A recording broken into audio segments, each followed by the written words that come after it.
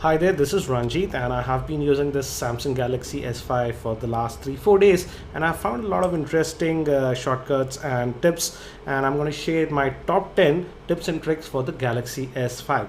And the first one is this S Finder. Now we have this integrated, and this is a universal search. For example, just I entered S and it just showed me everything from S. For example, first it shows you the app and contacts, etc. Screenshots you have taken, whatever. So it's pretty handy, and you can customize it. You can go to the settings, and here you can select the categories from where it actually gets the data from. So it's kind of handy if you're just quickly trying to look at something. And for example, let's say you just booked a ticket or something, you saved it on your phone, you don't know, you just type the ticket and it'll give you a list. So that's pretty handy. Next, let me show you this using this is the standard messaging app, and if you notice, the font size is actually pretty small, and you can adjust it actually using this volume rocker. For example, let me show you. If you just press the plus button, as you can see, it is increasing. So this is pretty handy, and again, let me open this message, and it works inside the messages also like this. So it's pretty handy. I like to keep it pretty small, but if you quickly want to change it, you can easily do it via this volume rocker. Next step is, if you have used any Samsung device, this is not for S5, you notice that when you press this home button, there is a certain delay. There is a half a second delay or something before it responds. And the reason for that is with many of the Samsung phones, even with this S5, the S Voice is enabled for double tap. If you double tap, S Voice activates. But I would suggest, if you don't use the S Voice a lot, just go to the settings and uncheck this option of opening it via the home key. Now we have disabled it. Now if you notice, if you just press the home button, it instantly reacts, and this makes your S5 a lot more responsive in my opinion.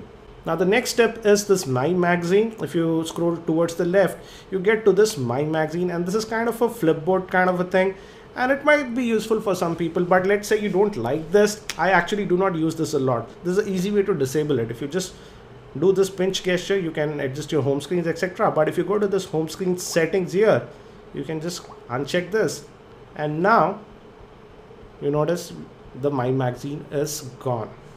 Another setting is, and I have seen this only on S5, is cloud backup. Actually, if you go to users and backup, you see this option of cloud, and here you have to just enter your Samsung account, and you can now back up your device. For example, in sync settings, you can go and check what are the things that you want to sync. For example, your contacts, your calendar, and even it actually backs up your messages, etc. So you can just hit this backup, and as you can see, it will back up the phone logs, messages, etc. So this is a handy feature, I would say, and I would like to see this feature in future Samsung phones also, and this way you can easily back up your device.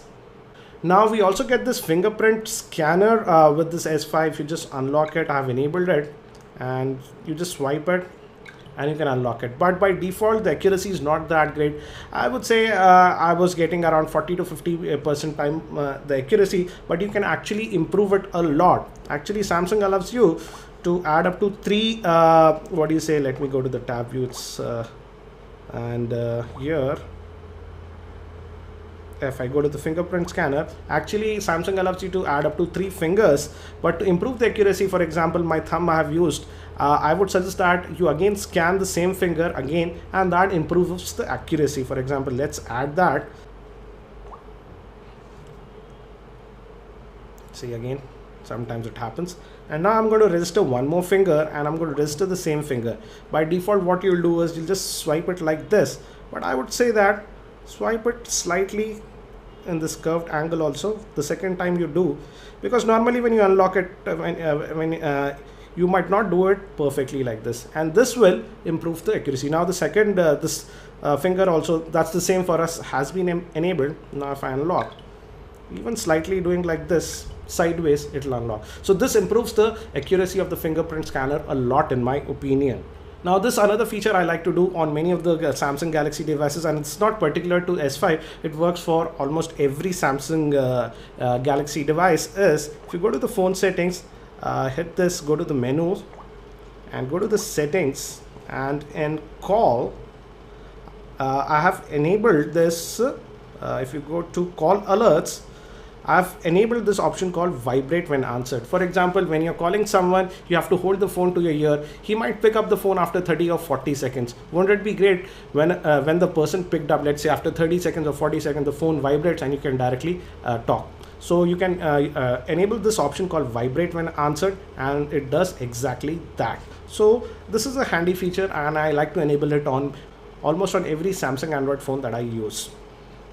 Next mode is this ultra power saving mode. I am actually still checking this mode, but what it does is actually makes the whole screen black and white and saves a lot of power, for example, and it takes about 20 seconds or so to enable it. And not all of the apps are enabled by default in this mode, but let's say you are on low power. For example, I'm at just 28% power, as you can see, and it says I can get about 3 days of battery life. Again, the apps are a bit limited. For example, these are the apps that you can use. Recently, the Twitter and WhatsApp was also added. Earlier, it was not coming. So yes, these apps can be used with this, and it's in black and white mode. And I would say this is a very handy feature if your battery falls to critical levels like 20%, etc. And let's say that you can't charge it for the next couple of hours. It's a good idea to enable this mode. I'm actually doing a in-depth testing of this mode, so I'll be making a separate video regarding my actual performance with this mode. So stay tuned to my channel. I'll be producing a dedicated video regarding the ultra power saving mode on this Galaxy S5. Now moving to the camera on this S5 is also improved. I'll show you some of the new settings that I liked and I used. For example, we have this option of selective focus here, and we can get decent bokeh effects if you use this. I have used this to take some shots, so I'll give you an idea how it works. For example, I've used that selective focus on this, and if you notice this icon, let me just zoom in, and you can hit this to edit the photograph on the fly. And if you notice, these are in focus, but this background is kind of blurred, and as you see, it's on near focus. But if I hit the far focus, if you notice, this is now blurred and this comes into focus.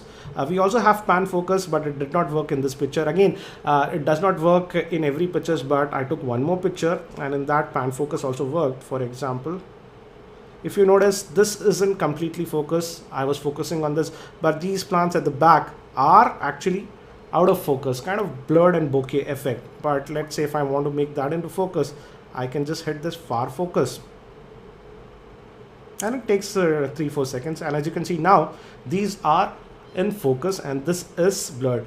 Let's say I want both this one and this one in focus. You just hit this pan focus and now everything is in focus. So this is a decent I would say addition, and it's a fun thing. Only thing you need to know is that it only works great in static pictures. If people are moving around, it does not work that well. So this is one feature. And another feature that I really like on this S5 is this HDR mode. You can enable it. For example, let's get out of this mode, and in HDR, actually live it shows you how the HDR works, and it's great. Let me show you some shots that I took with HDR and non-HDR. So this is the picture that I took normally without the HDR, and this is the one that I took in HDR. See the detail, for example, see, non-HDR, HDR. So HDR actually works very well on this Galaxy S5, and it's very easy to toggle. You just toggle it from here directly and it works. And another setting is that in video, if you go to the video, by default it will be set to 1080p, but you can also go to 4K, that is UHD, by just clicking here. But do note that these modes will be not working on it. HDR and even image stabilization does not work, but you do have 4K recording. I have made a separate video regarding the 4K recording. You can check out that for the results. It's actually the videos come out to be very sharp. Now coming to one more thing is that the layout of buttons have been changed, and now if you just depress this home button for a while, you get to Google Now. So you can quickly access Google Now directly from the home button. Also, if you notice, this is the multitasking tray now, and you'll notice that the menu key is now missing, but the menu key is still there. And let me show you the same. If you open this app, for example, let's say I directly want to go to the menu, you can just hold this multitasking tray for a while and it accesses the menu. So if you hold it for more than a second, the multitasking tray, it acts as the menu button, and it works in many of the apps. Let me show you one more. This is in Chrome browser, and you press the menu key. you get to the menus. So this way you can quickly access the menus. Another thing that I like is the delayed lock option. For example, if you just press the power button like this, it immediately locks the phone. Now if I unlock it, I have to unlock it via the pattern key, or for us it's this fingerprint scanner. And I actually use the phone a lot, and many times after just unlocking, I within a second or two I just remember I need to do something and I have to unlock this. But fortunately we do have one setting. Let me go to the settings and in device, and if I go to this lock screen option, if I scroll down all the way, by default it will say lock instantly with the power key. You uncheck that, and also here it is going to lock immediately. I want to lock the phone let's say after 30 seconds. So I just hit this 30 seconds, and now if I press this power key, within 30 seconds if I open it, it will be unlocked. So this is also a handy feature. You can keep it to 10 seconds, 15 seconds, and this does save me a lot of time. So these are some of the tips and tricks that I use on an everyday basis on the Samsung Galaxy S5. If you have any other tips and tricks regarding the S5, do share them in the YouTube comments. I'll also be making a lot of other videos on the Samsung Galaxy S5, so if you aren't subscribed to my YouTube channel, subscribe to the same. I have already made quite a few other videos on the Galaxy S5. Links for those videos will be in the YouTube show notes. Thank you for watching this video. This is Ranjit, and I hope to see you in my next video.